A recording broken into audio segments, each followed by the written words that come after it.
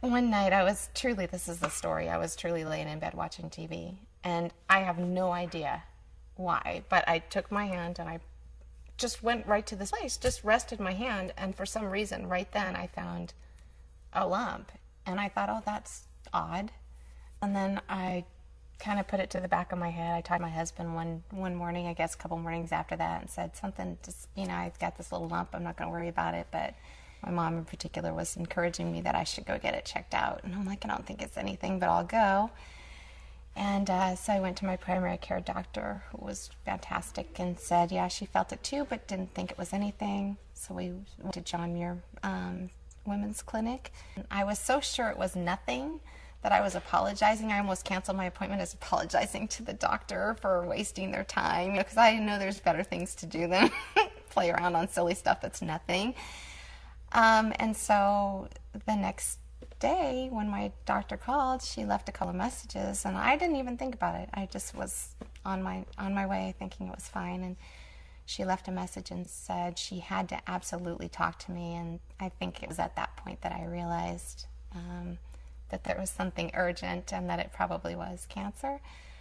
Anyway, we went into his office, and he by that time had all the information about me with regards to what treatment was necessary, and it turned out that I unfortunately had one of my lymph nodes got infected, so that meant chemotherapy for me should I choose to go that route. It wasn't pushed on me, but he certainly made his case for what would be good for me. I think that they made me feel like I had control over my circumstances to some regard, to some level. Anytime I have a question, whether it's really simple or in my world it's really big, he's always able to meet it with a response that satisfies me, to the point that I need to know, because I'm not a numbers person, and he's also very good with statistics, and that sort of leaves me in the dust. He said, he's like, you're going to lose your hair and that kind of stuff, and prepared me, I think, as best as I could. The thought of me losing my hair did not scare me as much for myself as I've got a little 7-year-old who's going to grow up and have to be a woman at some point, and how can I not make this scary for her? She has very long red hair, and at the time that I got diagnosed with cancer, I too had very long hair, and so for us it wasn't really about the hair, it was just about a relationship. She brushed mine, I brush hers.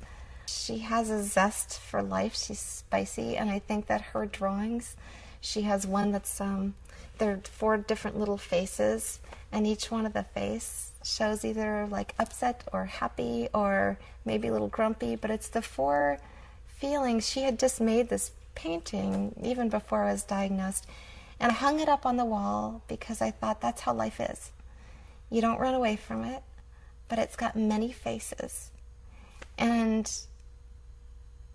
in those many faces that you express, there are other faces coming back to you, and the joy that I've had from my children and my husband, my family, and the joy that I've had from Dr. Sherman's office, every face is special to me.